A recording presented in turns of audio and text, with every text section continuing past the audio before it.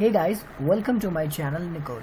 सो आज हम लोग बात करेंगे कि जावा की कोडिंग आखिर करते कैसे और कहाँ करते हैं और किस टाइप से उस कोड को कंपाइल या रन कराते हैं। ठीक है, तो सबसे पहले मैं आपको बता दूं कि जावा जो है वो हमारी ऑब्जेक्ट ओरिएंटेड प्रोग्रामिंग लैंग्वेज है। ऑब्जेक्ट ओरिएंटेड प्रोग्रामिंग लैंग्वेज का मतलब सिंपल सा यही होता है कि हम लोग जो भी उसमें कोड करेंगे वो सिर्फ क्लासेस और ऑब्जेक्ट के बीच में होगा। ठीक है, तो पाइथन भी हमारी ऑब्जेक्ट ओरिएंटेड प्रोग्रामिंग लैंग्वेज है, बट हम लोग उसमें क्लासेस और ऑब्जेक्ट का यूज़ बाय डिफ़ॉल्टली नहीं करते हैं। ठीक है, उसमें हर समय क्लासेस एंड ऑब्जेक्ट का यूज़ नहीं आता है, बट यहाँ जावा के अंदर हम लोग कोई भी कोडिंग करते हैं तो उधर मुझे क्लासेस और ऑब्जेक्ट के थ्रू ही करना होता है। ठीक है, तो सबसे पहले मैं आपको एक और चीज़ बता देता हूँ कि जो हम लोगों का जावा का कोड होता है उसको हम लोग सेव करते हैं .java एक्सटेंशन के साथ। ओके, तो कोई भी अगर हम लोग कोड लिखते हैं तो सबसे पहले वो .java एक्सटेंशन के साथ होता है। ठीक है, तो उस कोड को जब हम कंपाइल करते हैं तो वो एक बाइट कोड में जनरेट हो जाता है। ठीक है, बाइट कोड में कन्वर्ट हो जाता है, तो वो बाइट कोड का मेरा अलग फोल्डर बनेगा सेम नाम के साथ, बस उसका एक्सटेंशन जो होगा .java से .class में कन्वर्ट हो जाएगा। ओके, वो कन्वर्ट नहीं होता, एक्चुअली एक नया फाइल आ जाता है। ठीक है, तो नया फाइल आया, अब उस बाइट को ये जो .class के नाम से जो जावा की फाइल एक नई बनकर आती है, तो वो एक ऐसी फाइल है जिसको हम किसी भी कंप्यूटर के ऑपरेटिंग सिस्टम में रन करा सकते हैं। ज़रूरी नहीं है कि मेरा उसमें कंपाइलर कितना है, क्योंकि कंपाइल होने के बाद वो बाइट कोड जनरेट हुआ है। ओके, तो उसको हम लोग माई प्रोग्राम से रन कराते हैं। तो सिंपल सा मैं आपको एग्जांपल बताऊंगा कि हम लोगों का जावा का कोड जो है वो रन कैसे करते हैं। इसके पहले मैंने जावा इंस्टॉल करने के बारे में बताया था। अगर आपके सिस्टम में इंस्टॉल नहीं है तो आप मेरी वीडियो ऊपर डिस्प्ले हो रही होगी, आप उस पर क्लिक करके मेरा वीडियो देख सकते हैं। ठीक है, तो चलिए शुरू करते हैं। सबसे पहले तो मैं नोटपैड खोलूँगा अपना। ठीक है, नोटपैड खोलने के बाद नोटपैड में खोलता हूँ। ठीक है, नोटपैड मैंने खोला, इसके ऊपर अब मैं कोडिंग करने जाऊंगा। ठीक है, तो मैंने आपको बताया कि हमारी जो जावा होती है वो एक ऑब्जेक्ट ओरिएंटेड प्रोग्रामिंग लैंग्वेज होती है। ठीक है, ऑब्जेक्ट ओरिएंटेड प्रोग्रामिंग लैंग्वेज यानी मुझे इसमें क्लास का यूज़ करना होगा। तो क्लास का यूज़ करना होगा तो सबसे पहले हम लोग लिखते हैं क्लास का यूज़ करना है, तो एक कीवर्ड लिखते हैं क्लास। Okay okay, class. अब उस क्लास का मुझे एक नाम देना होगा। सपोज मैं टेस्टिंग कर रहा हूं तो मैंने लिखा क्लास टेस्ट। ठीक है, मैंने इधर कर्ली ब्रेसेस खोला, कर्ली ब्रेसेस बंद कर दिया। ठीक है, तो मैं आपको सिंपल हेलो वर्ड का एक प्रोग्राम प्रिंट करा के दिखाऊंगा। ठीक है, उसके बाद मैं एक्सप्लेन करूंगा। ठीक है, अब इसके अंदर हम लोगों को मेन फंक्शन बनाना होगा। मेन फंक्शन बनाने के लिए मैं यहाँ लिखूंगा पब्लिक स्टैटिक वाइड मेन। ठीक है, और मेन के अंदर लिखूंगा मैं स्ट्रिंग args। ओके, आपको इसमें शायद कुछ डाउट हो रहा होगा कि ये मैंने क्या क्या चीज़ें लिख दी हैं। ठीक है, इसकी टेंशन ना लीजिए, ये कॉन्सेप्चुअल्स हैं। ठीक है, कॉन्सेप्ट्स हैं कि आपको धीरे धीरे जब ये प्रोग्रामिंग करने लगेंगे जावा के अंदर तो आपको आइडिया लगते जाएगा ये सारी चीज़ें हैं क्या। ओके, तो मुझे प्रिंट कराना है, तो इसके लिए एक सिंटेक्स है, syntax system out dot print ln। Okay, इसके अंदर मैं अपनी मैसेज जो भी प्रिंट कराना चाहता हूँ उसका लिखूंगा। सपोज मैं हेलो वर्ल्ड प्रिंट कराना चाहता हूँ, जैसे कि हर एक प्रोग्रामिंग लैंग्वेज में फर्स्ट प्रोग्राम होता है हेलो वर्ल्ड। Okay, semicolon.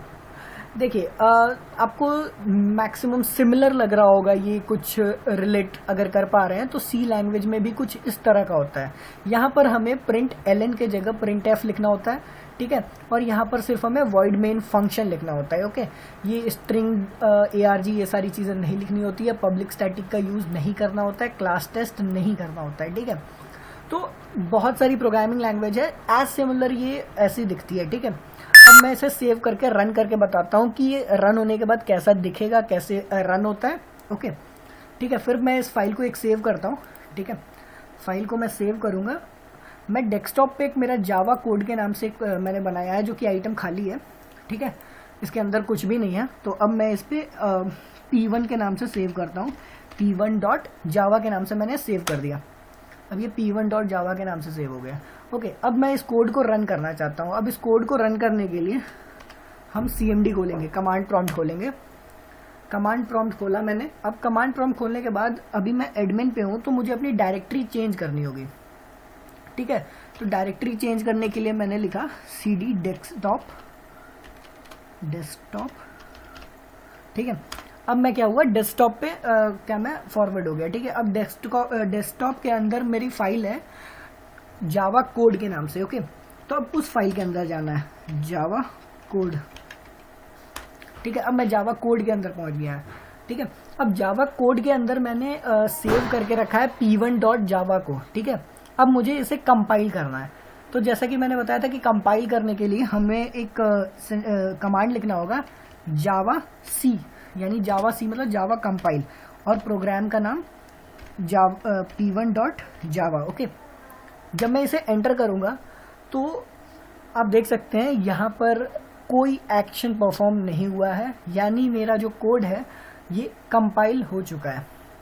ठीक है, अभी मैंने दिखाया था कि मैंने सिर्फ एक चीज़ को ही सिर्फ सेव करके रखा है। ठीक है, अब मैं जावा कोड को खोलता हूँ तो यहाँ देखिए मैंने सिर्फ इसे सेव करके रखा था, और ऑटोमेटिकली ये test.class नाम का फाइल, मेरा क्लास फाइल जनरेट हो चुका है इस फोल्डर के अंदर। हालांकि मैंने इसे सेव यहाँ नहीं किया था।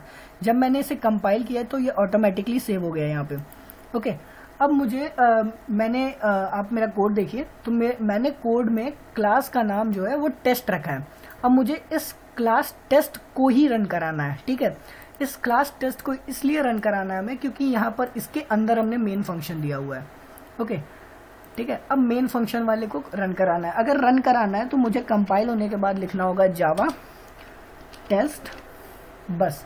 ठीक है, यानी जावा p1 मेरा कंपाइल हो गया, पहले p1.java कंपाइल हो गया, और उसके अंदर कंपाइल होने के बाद टेस्ट फाइल को टेस्ट क्लास को मुझे रन कराना है। जैसे ही मैं टेस्ट को रन कराऊंगा तो मेरा आउटपुट प्रिंट होकर आ जाएगा। ओके, तो ये हमारा प्योर कॉन्सेप्ट है कि हम कोई भी कोड को लिखकर उसे रन कैसे करा सकते हैं। सिंपल सी बात है कि पहले हम अपने कोड को कंपाइल करेंगे, तो जब भी कंपाइल करेंगे तो ऑटो जनरेटेड उसका मेरा एक क्लास फाइल जनरेट हो जाएगा। ठीक है, जैसा मैंने आपको दिखाया कि मेरा जो फोल्डर था वो एम्प्टी था, मैंने p1.java के नाम से फाइल को सेव किया, और ऑटोमेटिकली मेरा उसके अंदर जो मेन फंक्शन जिसका होगा उसका क्लास जनरेट हो जाएगा। तो उस क्लास को फिर मैं उधर से रन करा सकता हूँ। ठीक है, तो आज के लिए बस इतना ही कि मैंने बता दिया आपको कि कैसे हम लोग कोई भी मैसेज को प्रिंट कराते हैं जावा के अंदर।